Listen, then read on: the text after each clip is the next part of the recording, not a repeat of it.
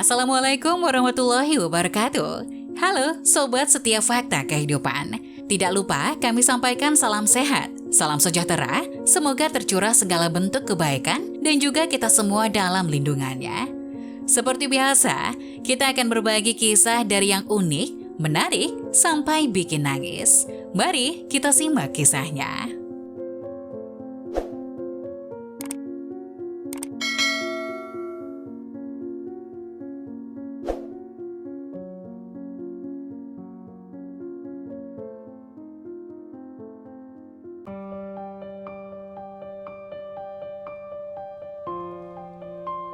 Kisah istri diceraikan karena gendut dan tak suka dandan. 1 tahun berlalu, suami menyesal gegara ini.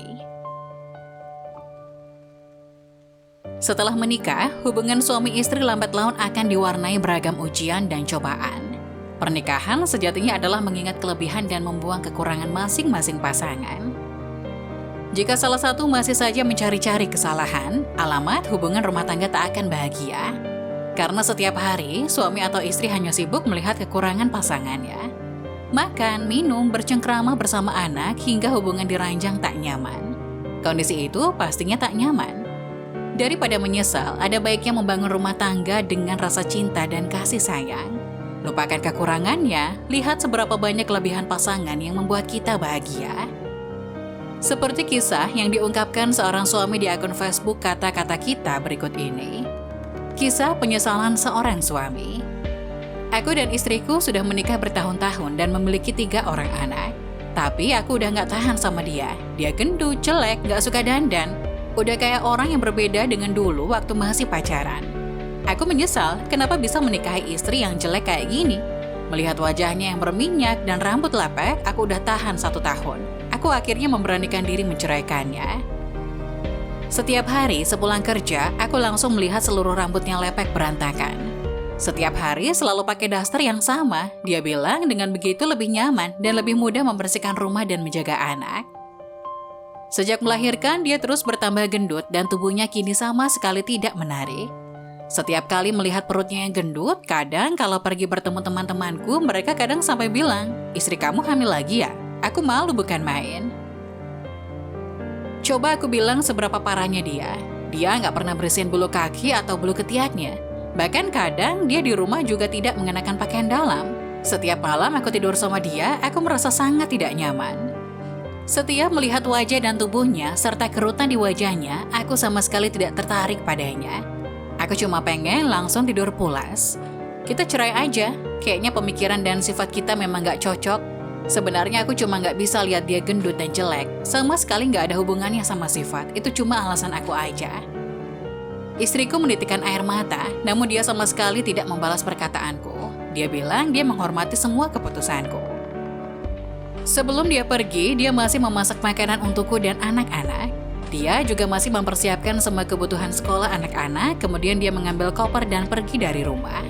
Setelah kejadian itu, aku tidak lagi bertemu dengannya hampir 1 tahun. Sebenarnya aku juga merasa aneh, aku sering teringat dia. Aku sering mengingat bayangan dia memasak untukku. Dia selalu tertawa saat bermain bersama anak-anak. Dia sering bertanya bagaimana keadaan kantorku. Semakin lama, aku semakin menyesal bercerai dari dia. Sewaktu dia hamil, kami sangat menantikan kehadiran sang bayi. Waktu aku melihat dia menyusui, aku benar-benar merasa aku menikahi istri yang paling penuh cinta. Sebenarnya dia bukannya nggak cantik, tapi demi aku, demi anak, demi keluarga ini, dia merelakan dirinya sendiri. Dia sama sekali tidak punya waktu untuk merawat diri. Aku? Apa yang pernah aku lakukan untuknya? Di dalam hatinya, anak-anak selalu yang terutama, aku selalu yang kedua, dirinya selalu yang ada di baris paling akhir. Aku menyesal. Aku punya wanita yang demi aku rela mengorbankan segalanya. Tapi aku sangat bodoh, aku sendiri yang membuang kebahagiaan ini. Tapi, sekarang menyesal juga tidak bisa mengembalikan lagi semuanya. Sampai suatu hari, aku berpapasan dengannya. Dia sudah berubah sangat drastis. Di depanku, aku melihat seorang wanita dengan tubuh yang sangat seksi. Dia berdandan sangat anggun. Rambutnya terurai rapi, dan itulah mantan istriku.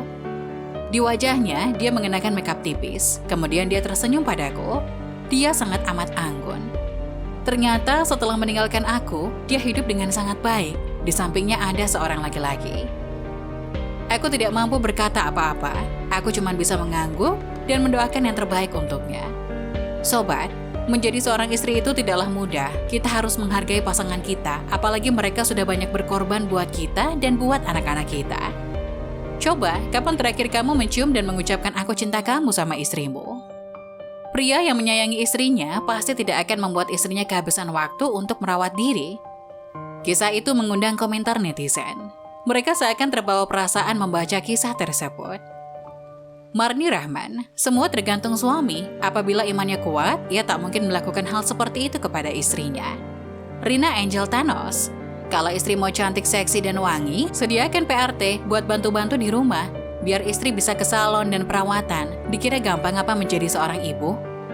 Nani Wina, suami itu memang egois, tidak gampang loh jadi ibu karena tugas ibu lebih berat daripada suami.